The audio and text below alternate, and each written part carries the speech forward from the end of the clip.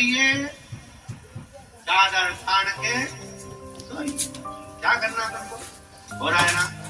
ठीक, कोई गाली दे रहा है ना, दे दे। कोई अपशब्द कह रहा है ना, कहने दो। ध्यान देना, जिस पर दुनिया हंसी है उसी ने भारत का इतिहास रचा है। उसी ने भारत का इतिहास रचा है। जिस पर दुनिया हंसी उसी ने इतिहास रचा है। उसी ने इतिहास।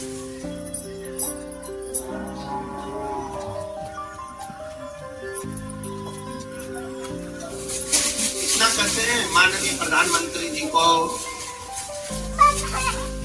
नरेंद्र भाई मोदी जी को कितना कितना करते हैं, लोग हंसते हैं। इन्होंने चाय का किया तो इन्होंने ये किया। माननीय उत्तर प्रदेश के मुख्यमंत्री योगी जी को कितना करते हैं, ये तो पावर कितना। तो जिस पर दुनिया हंसी है यहाँ किसी ने हंसो कितना। और याद रखना मेरी बेटियों, मेरे बेटाओं, मेरे नवयुवक बच्चा बच्ची, इस बात का ध्यान रखना। तुम्हारे दोस्त ऊपर हंसते हैं, ये पढ़ नहीं सकता, इसको कुछ याद नहीं देता, ट्यूशन में फेल है, ये बच्चा ऐसा है, ये बच्चा वैसा है। घबराना नहीं। मेरा परमात्मा अलग संसार में जन्म दिया है। तुम कितने भी फेल हो जाओ, और तुम्हें परमात्मा ने एक न एक हुनर ऐसा दिया है, अगर तुमने उस हुनर को निखार लिया तो एक दिन तुम भी इतिहास रच कर मानोगे, ये निश्चित है। क्यों घबराना? इसलिए घबराना जिस पर दुनिया हंसी, खूब हंसते हैं लोग। हंसने का काम है, खाना देने का काम है, बस घबराना नहीं।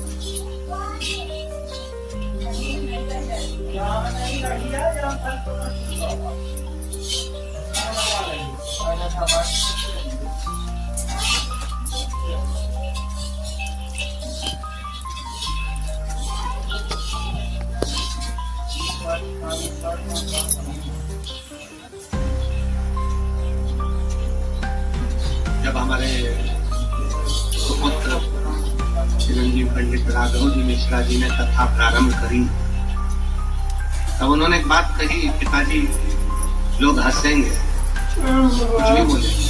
हमने कहा लोग हंसेंगे, ताना कसेंगे, हंसने दुनिया की रीति है। तुम कुछ नहीं करोगे तो भी हंसेंगे और कुछ करोगे तो भी हंसेंगे। इसलिए अपने कर्म को करते हुए आगे बढ़ो, मेहनत करो, परिश्रम करो, संघर्ष करो, और अपने अंदर जो भोलेनाथ की दिव्य ज्योति अपने अंदर विराजमान, उस ज्योति का दर्शन संपूर्ण जगत को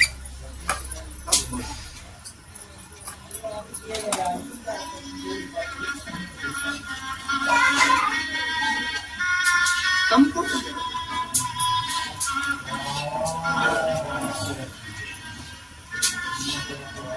और जब उस ज्योति का दर्शन संपूर्ण जगत करेगा तो हंसने पर भी, ताना कसने पर भी वो शिव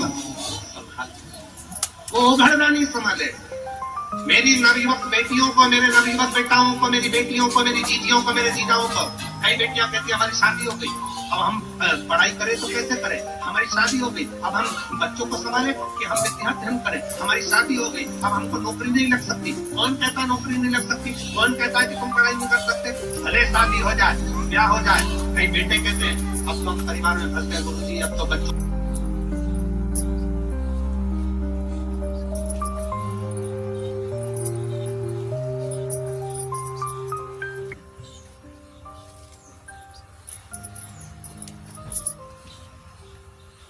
आराम से चढ़ाओ।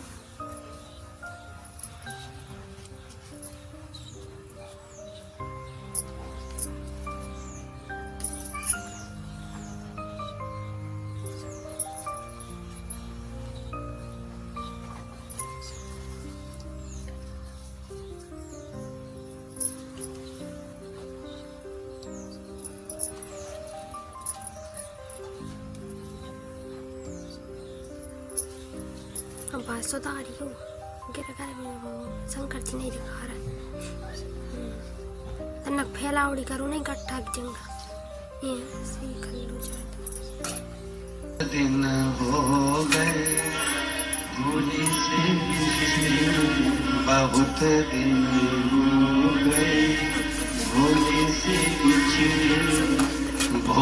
जी से बिछड़े महादेव से बिछड़े, भोले जी से बिछड़े महादेव से बिछड़े, बहुत दिन हो गए भोले से बिछड़े, बहुत दिन हो गए भोले से बिछड़े, बहुत दिन हो गए भोले से बिछड़े, बहुत दिन हो गए भोले से बिछड़े।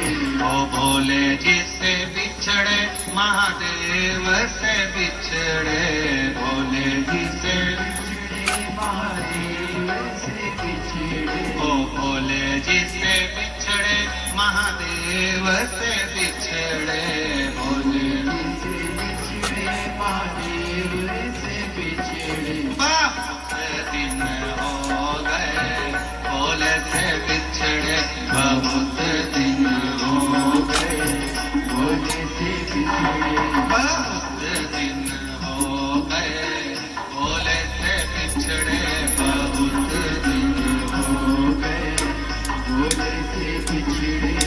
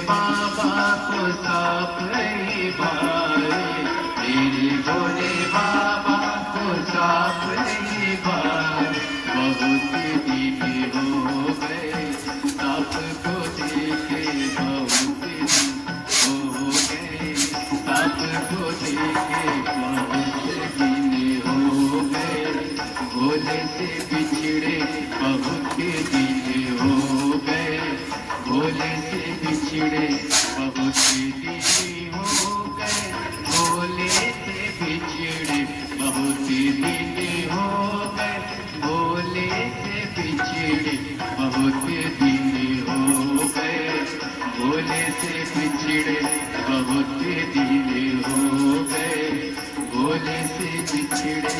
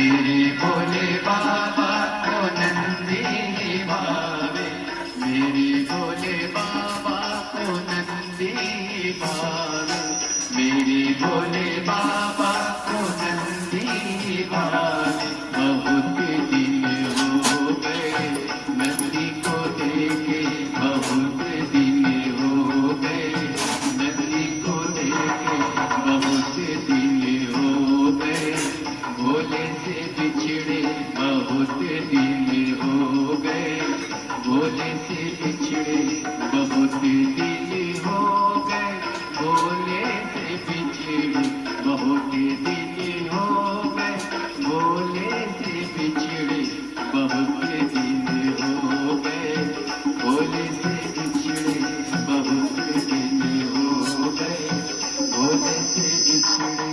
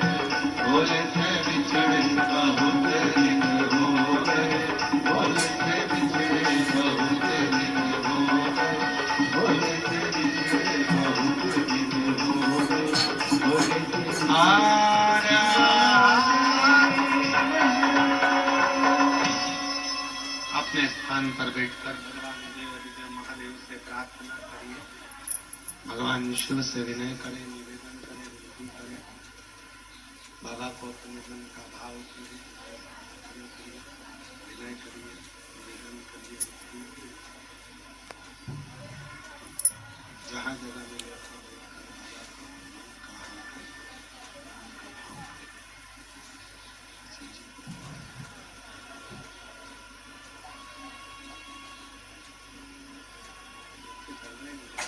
के बक्से में निकल रहा एक भी।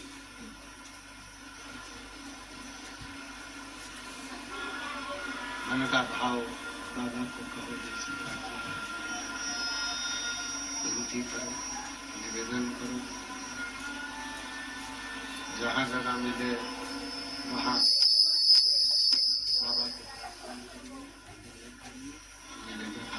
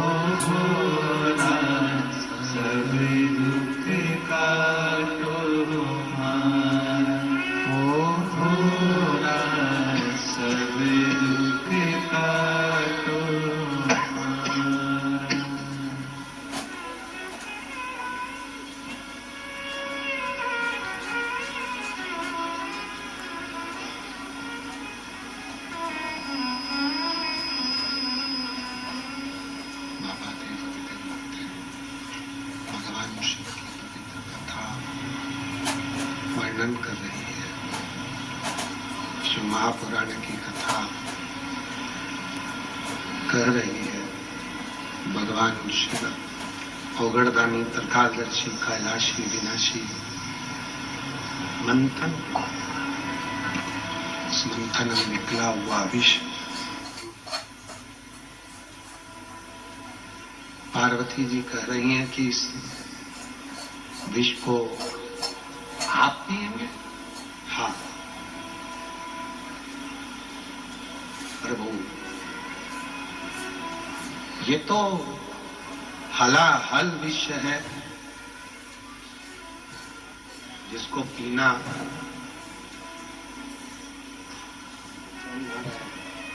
रेशम नहीं आ रहा है।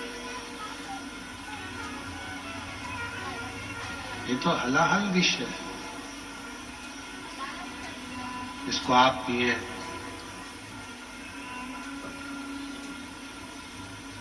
ये श्रेष्ठ नहीं है। भगवान देवादिदेव महादेव ने पार्वती जी को समझाया कि पार्वती,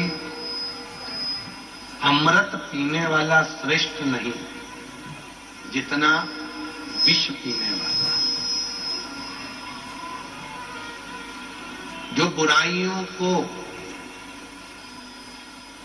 दूसरों के अपशब्द को, दूसरों के तानों को, दूसरों के आड़े टेढ़ी बातों को भी जो पचा ले, वो संसार में कोई साधारण नहीं हो सकता। इसलिए अमृत पीने वाले को देवता कहते हैं, देव कहते हैं, और विष पीने वाले को देव अधिदेव महादेव कहते हैं। विष पी गए,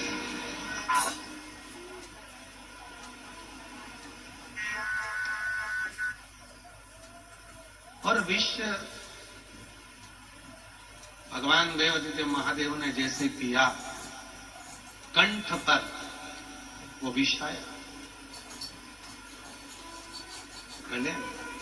विष आया।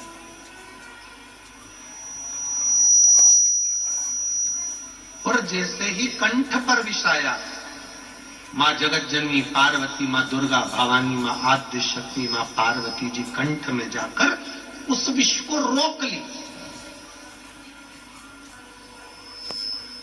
उस विष को मां पार्वती जी ने रोक लिया।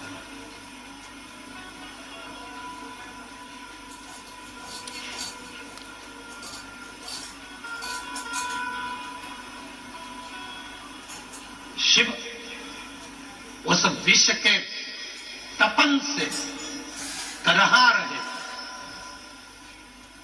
देखिएगा जरा, बहुत ध्यान देने वाली कथा है। लंका का राजा रावण कैलाश पर्वत उठाने के लिए गया था।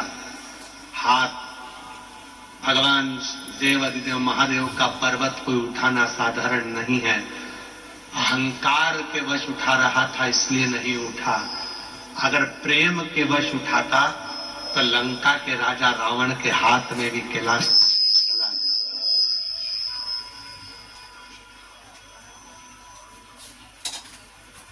यदि प्रेम वश उठाता तो, और यदि प्रेम से लंका का राजा रावण अगर उठाता कैलाश पर्वत तो उसके हाथ में होता। पर वो पर्वत उठाते समय हाथ भगवान ने अपने पांव का अंगूठा थोड़ा सा नीचे करा भोलेनाथ ने, और हाथ टूटने लगे, दबने लगे। तब रावण ने भगवान शिव को पुकारा।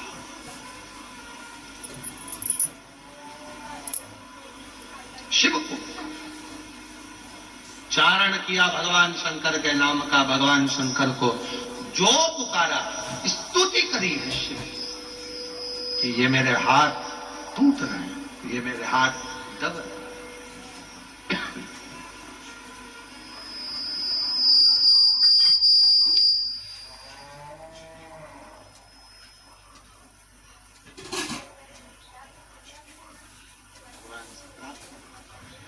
निवेदन कर रहे कि गलती हो गई जो मैंने अहंकार के वश आपको उठाया। अहंकार,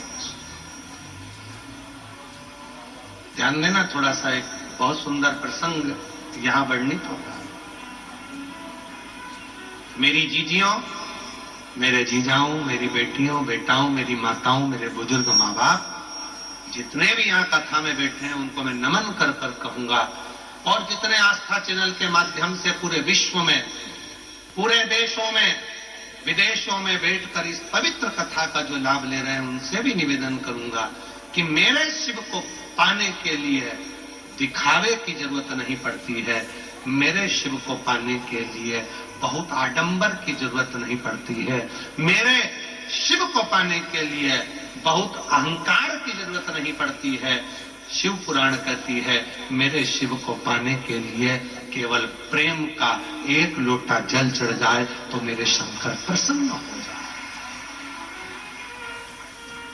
केवल प्रेम का एक लोटा जल सारी समस्या का, एक लोटा जल प्रेम का, वात्सल्यता का, स्नेह का, करुणा का, शक्ति भक्ति के साथ आप शिव जी को चढ़ाइए।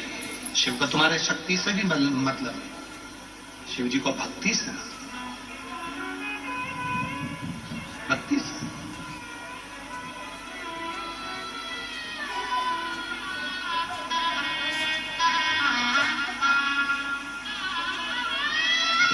एक पत्र में एक बहन जी ने लिखा है, कभी कभी हम शंकर भगवान को ब्रश से रगड़ देते हैं।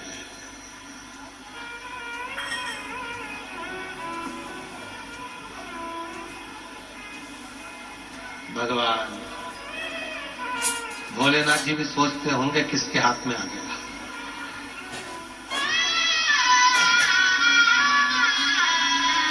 महाराज, शिव जी को ब्रश से रगड़ने की जरूरत नहीं है। फिर किसी ने कहा कि हम भोलेनाथ जी को जब काले पड़ जाते हैं तो हम उन पे नींबू लगा के रगड़ देते हैं। ना ना नींबू का रस, ना नींबू, और ना ही ब्रश, ना साबुन, ना तुम्हारा सर्फ, कुछ भी नहीं, कुछ भी नहीं। बाबा को अगर रगड़ना ही है तो हल्दी डालो, जल डालो और बाबा को अच्छे से हल्दी और चंदन से लेपन कर कर खूब रगड़ो। कौन मना कर रहा है? जरूरी नहीं कि सर्फ, साबुन या ब्रश लगाओगे या बहुत नींबू का रस लगा के उनको रगड़ोगे तो ही साफ होंगे। ना, प्रेम।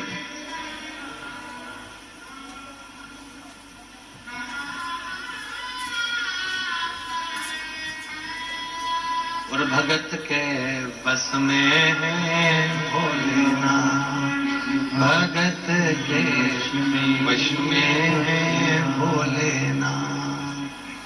भगत बिना कुछ भी नहीं है, भगत बिना कुछ भी नहीं है, भगत की जान भगत के वश में है भोलेनाथ। प्रेम। लंका के राजा रावण ने अहंकार रखकर कैलाश पर्वत को उठाना चाहा, हाथ दब गए। 20 भुजा का बल, हजारों हाथों का बल लंका के राजा रावण ने लगा दिया तो भी उठा नहीं पाए।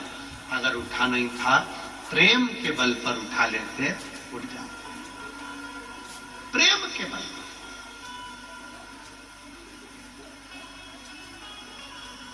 एक प्रसंग है, पहले कभी स्मरण में नहीं आया पर आज स्मरण में आया है नखपुरा में, तो बड़े सावधानी से सुनिएगा। एक बार मां आद्य शक्ति पार्वती अपनी सखी गजमुखी के पास, क्या नाम था उनकी सहेली का? गजमुखी। जम के बोलो, गजमुखी। उनकी सखी गजमुखी के पास है। ध्यान देना थोड़ा सा। एक शिवजी के गण नंदी और एक पार्वती जी की सहेली गजमुखी। कहते हैं शंकर भगवान के गण नंदी इतने सुंदर थे, इतने सुंदर थे कि उनको देखकर अप्सराएं भी उनकी ओर आसक्त हो जाती थी। इतने सुंदर, इतने सुंदर। तब बाबा देवादिदेव महादेव की आराधना में नंदी लग गए। शिवजी ने कहा, वर मांगो, तुमको क्या चाहिए? तो कहा कि मेरा मुख बदल दो, मुझे ये मनुष्य का चेहरा नहीं चाहिए। क्यों? अगर ये चेहरा रहेगा तो लोग मेरी ओर आसक्त होंगे और मैं आपकी भक्ति नहीं छोड़ना चाहता, इसलिए मुझे ये चेहरा हटाकर आप नंदी का चेहरा लगा दीजिए और मुझे आपका शिष्य बना। दूसरे नंबर पर है माता पार्वती जी की सहेली गजमुखी। इतनी सुंदर थी, इतनी सुंदर थी, इतनी सुंदर, जो आज के जमाने में दिन भर इंस्टाग्राम पर और फेसबुक पर और न जाने कौन कौन से वो सोशल मीडिया पे आप जितनी भी सुंदर सुंदर कहते हो ना, कितनी सुंदर, कितनी सुंदर। ये सब जितनी दुनिया की सुंदरता है, पार्वती जी के साथ रहने वाली उनकी सखी गजमुखी के चरणों की धूल के बराबर, चरणों की धूल के बराबर। इतनी सुंदर थी गजमुखी। एक दिन गजमुखी आई पार्वती जी के पास।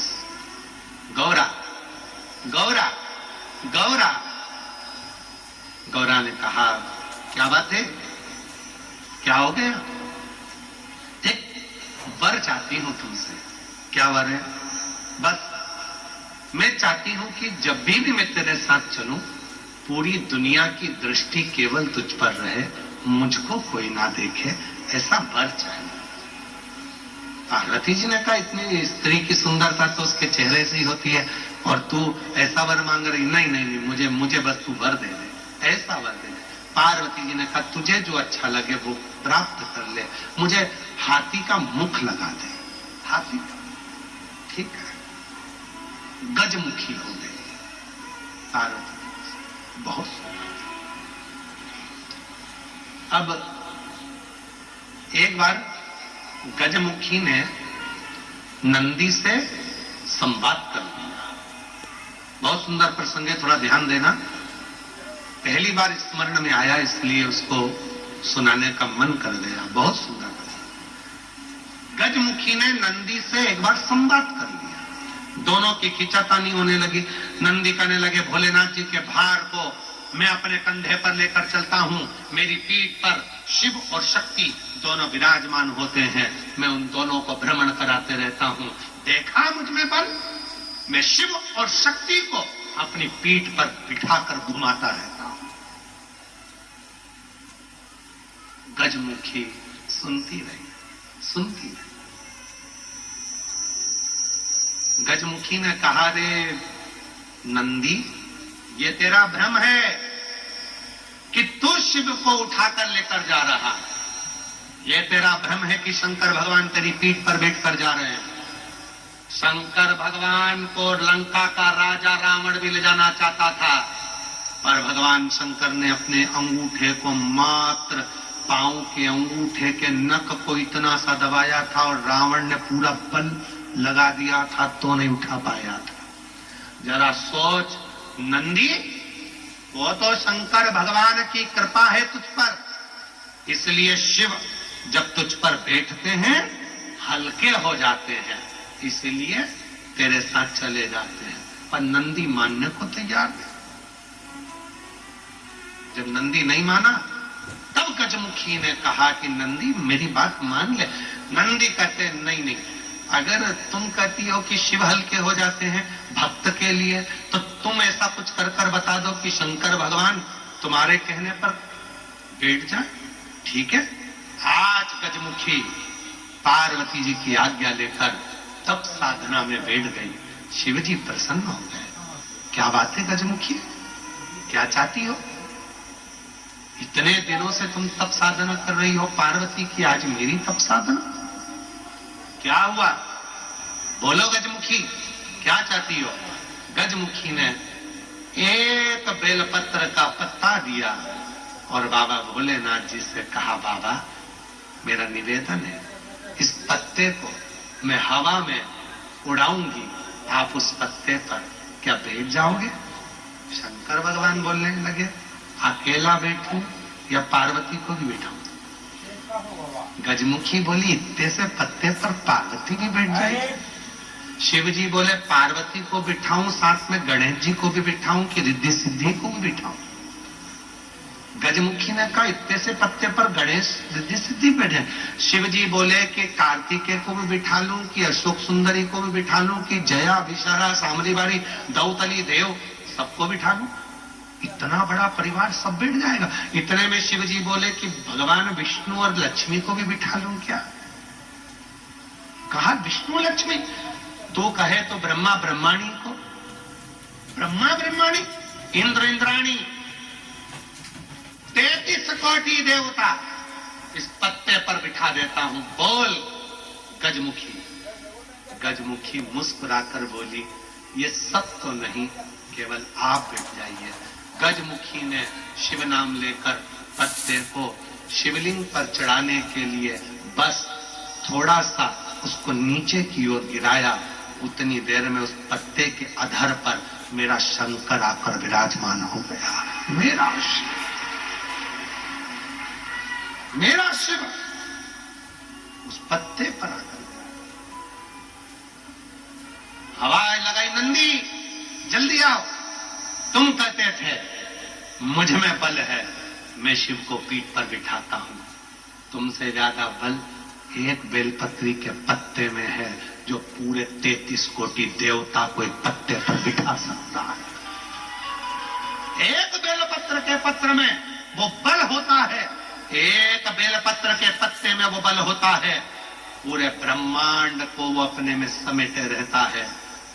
तब भगवान शिव ने प्रसन्न होकर कहा, सुनो गजमुखी, आज मैं प्रसन्न हुआ, तुम्हें वर देता हूं। जब भी पृथ्वी पर मृत्यु लोक में कोई पार्थिव शिवलिंग का पूजन करेगा और पार्थिव मिट्टी का जब कोई शिवलिंग बनाएगा, उस शिवलिंग को केवल थाली पर, पाटे पर या लक्कड़ पर नहीं, मेरा बेलपत्र रखकर जब उस पर कोई शिवलिंग का निर्माण करेगा, जो कामना वो चाहेगा उसकी कामना शिव उसी क्षण पूरा कर देगा, उसी क्षण पूरा। आप में से कितने लोग हैं जो पार्थिव लिंग का निर्माण करते हैं? हाथ उठाओ। करते हो सब? वैसे नहीं करते होंगे तो सावन में अपन लोग सब मिलके ही करते हैं। काय में बनाते हो? पात्र में। पात्र के अंदर जब शिवलिंग का निर्माण करते हो तो सबसे पहले नीचे एक बेलपत्र रखते हो। जम के तो बोलो, रखते हो ना? बहुत जरूरी। एक बेलपत्र क्यों? कहते हैं जब हमने शिवलिंग बना लिया, पूजन चालू कर दी, पानी डालना प्रारंभ करा, ये तो मिट्टी है, धीरे धीरे पानी चढ़ते चढ़ते गलने लगती है। जब मिट्टी गलने लगती है, शिवलिंग थोड़ा थोड़ा खंडित होने लगता है। मन में आता है कि हमने शिव जी की पूजन करी, शिवलिंग मिट्टी का था, गल रहा है। शहद चढ़ाने से, दूध चढ़ाने से, जल चढ़ाने से, अभिषेक करने से मिट्टी गलने लगी है, शिवलिंग खंडित होने लगा है। शिव महापुराण की कथा कहती है, पार्थिव लिंग को, मिट्टी के शिवलिंग को जब हम बेलपत्र के ऊपर निर्माण करते हैं, पार्थिव शिवलिंग बनाकर पूजन करते हैं, तो वो मिट्टी का शिवलिंग अगर गल भी जाए, टूट भी जाए, पानी में बह भी जाए, तो याद रखना वो कभी खंडित नहीं माना जाता, वो अखंड ही माना जाता है। जब तक आपकी पूजन चलेगी तब तक वो अखंड ही माना जाएगा, जब तक उसका विसर्जन नहीं होगा। उसकी विसर्जन नहीं होगा तब तक वो अखंड कहलाएगा, अखंड। अब कई लोग कहते हैं गुरुजी वो पानी में हमने रखे वो पानी चढ़ाते ना, वो उसमें छेद हो जाता है, वो पूरा गल जाता है। गलने दो ना, बेलपत्री पर है ना, बेलपत्र पर है ना, तो क्या चिंता? अखंड है, अखंड। कितना सुंदर कहा है शिव महापुराण के अंदर। गजमुखी का चरित्र यदि पढ़ेंगे तो गजमुखी के चरित्र में वर्णन आता है, यदि मन के आनंद के लिए आपको अगर शिवजी पर बेलपत्र चढ़ाना है तो पहले जल चढ़ाएंगे, जल के बाद हम बेलपत्र चढ़ाते हैं। बोलो चढ़ाते कि चढ़ाते? पर जब कोई विशेष कोई व्यक्ति बीमार पड़ गया, रोग से ग्रसित हो गया, बहुत बड़ा उसके साथ में दुख आकर खड़ा हो गया, बहुत बड़ी तकलीफ में वो घिर गया, कोई एक्सीडेंट हो गया, कोई तकलीफ में पड़ गया है, बहुत ज्यादा तकलीफ में आ गया, तो क्या करा जाता है? फिर पहले जल नहीं, पहले चढ़ता है बेलपत्र, उसके बाद चढ़ता है जल। क्यों? बाबा वो बीमार पड़ा है, आप इसको जैसे जल को झेलोगे, उस बीमार व्यक्ति को झेल लेना, कुछ होने मत देना शंभु, उसको संभाल लेना।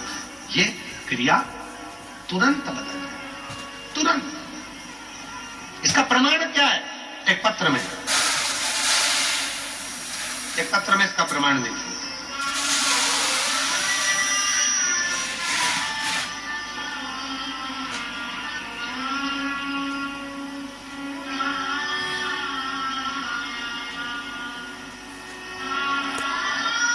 अर्चना कुमारी की धर्म पत्नी का नाम चंचुला था। पानी में डूबकर मर गया, प्रेत योनि में पड़ गया। पानी में डूब कर मर गए। गहरा जलाशय है, नदी, तालाब, बावड़ी, झरने, नदियां, कुएं, बावड़ी, ध्यान रखो, छोटे बच्चे इसके पास ना जाए, जलाशय के पास ना जाए। बिंदु प्राण छोड़ दिए, प्रेत योनि में पड़ गया। चंचुला देवी ने काशी में शिव पुराण कथा सुनकर पार्वती जी की सखी बन गई और फिर प्रार्थना करी तुमरुका जी से। शिव महापुराण के यजमान स्वयं देव अधिदेव महादेव ईश्वर जी गोरा जी बने और बड़े भाव से कथा कर तत्व ग्रहण कर रहे हैं। और पवित्र शिव महापुराण की कथा तुमरुका जी के मुख से प्रारंभ होती है। जोरदार ताली बजाएं ईश्वर गोरा जी के लिए। आज की कथा प्रथम दिवस की विराम ले रही है। कल कथा का द्वितीय दिवस रहेगा। बड़े आनंद के साथ कथा अपने भाव के साथ प्रारंभ रहेगी। ये कथा 17 तारीख से 21 तारीख तक 5 दिवसीय जिला दुर्ग के इस पवित्र नखपुरा के अंतर्गत ये कथा हो रही है। भाव से इस कथा का लाभ 1 बजे से 4 बजे तक लें। और फिर कथा 24 से 28 दिसंबर 5 दिन तक कथा पोद्दार स्कूल के पास JP infra complex Hatkesh Mira road east Mumbai में कथा रहेगी। फिर 4 से 10 जनवरी तक शिव महापुराण की कथा सूरत गुजरात में रहेगी। महाराज 16 से 22 जनवरी की कथा बड़ौदा गुजरात में रहेगी। फिर इसके बाद में बड़े प्रेम से 5 से 9 फरवरी तक शिव महापुराण की कथा नांदेड़ महाराष्ट्र में रहेगी। 11, 12, 13 3 दिवसीय शिव महापुराण की कथा डबरा मध्य प्रदेश में रहेगी। 14 से 20 फरवरी सीहोर मध्य प्रदेश में रुद्राक्ष महोत्सव रहेगा। आप सभी बड़े प्रेम से इन कथाओं का लाभ लेते हुए अपने जीवन को सार्थक करें। आरती का क्रम प्रारंभ होगा। आरती प्रारंभ होगी।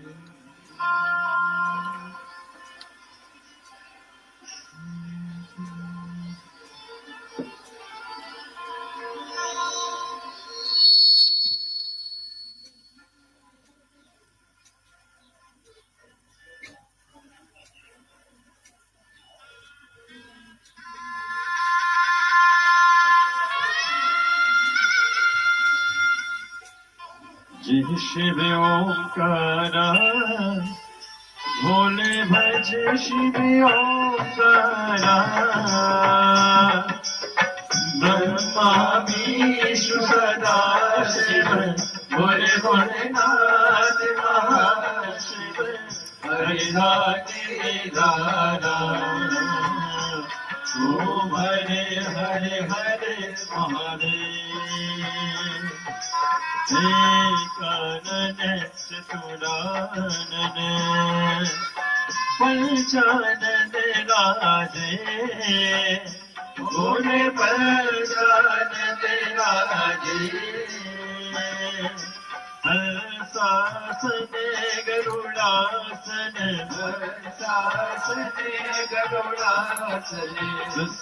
वाहन साधे ओम हरे हरे हरे महादेव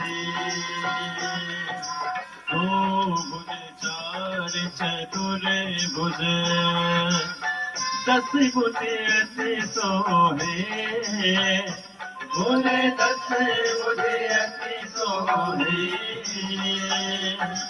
तीनों रूप निरखता भुवन जी का रूप निरखता त्रिभुवन सन मोहे ओम हरे हरे हरे महादेव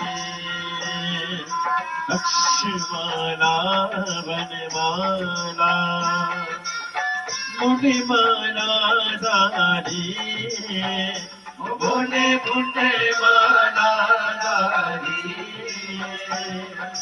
त्रिपुरारी कसारे त्रिपुरारी कसारे वरमाला धारे ओम हरे हरे हरे महादेव श्वेतांबर पीतांबर बादांबर अंगे भोले बाबा बड़े अंगे